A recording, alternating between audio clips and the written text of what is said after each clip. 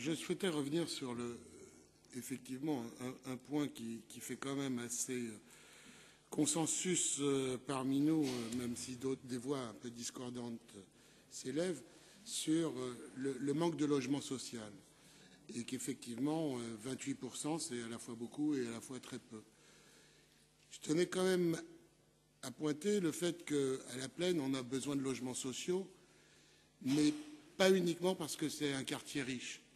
Et je dis cela en tant que maire adjoint à la politique de la ville et chargé de suivre les relogements des habitants de Cristino Garcia en quartier en rue.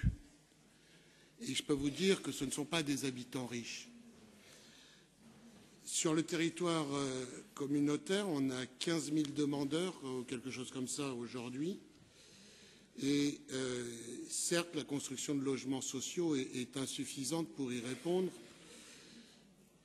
Seulement, la construction de logements sociaux, le manque de construction de logements sociaux est prégnante à l'échelle nationale, régionale aussi.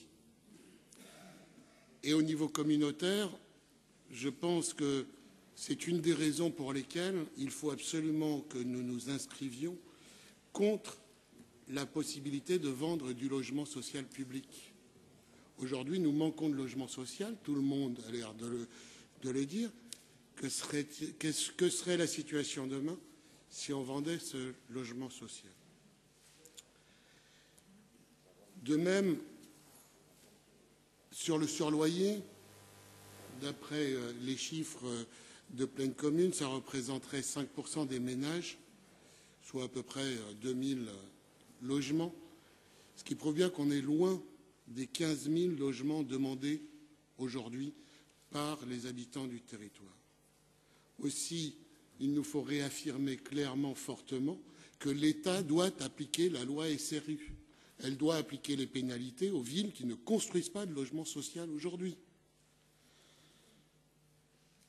Enfin, toujours à propos de surloyer, dans le contexte actuel, plus qu'avant encore, les personnes devant quitter le parc social ont bien trop souvent pas les moyens pour trouver à se loger dans le parc privé.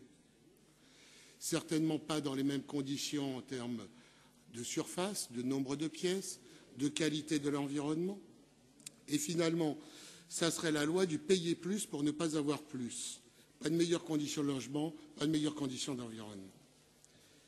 Enfin, le risque de fragilisation du bailleur n'est pas à exclure non plus si l'on retirait du parc social la partie des personnes les plus aisées et qui payent a priori le plus régulièrement leur loyer et leurs charges. Et pour terminer, quid des personnes qui partiraient et subiraient un accident de la vie, veuvage, chômage? Aujourd'hui, il n'y a absolument aucun mécanisme qui prévoit pour eux une garantie de retour dans un logement social en cas de grande difficulté. Alors, tout le monde parle de mixité sociale, mais encore faut-il se donner les moyens de la faire. Et ce n'est pas en faisant partir les locataires dont la situation s'est améliorée ou dont les enfants sont partis que l'on créera la mixité invoquée à droite et même un peu à sa gauche.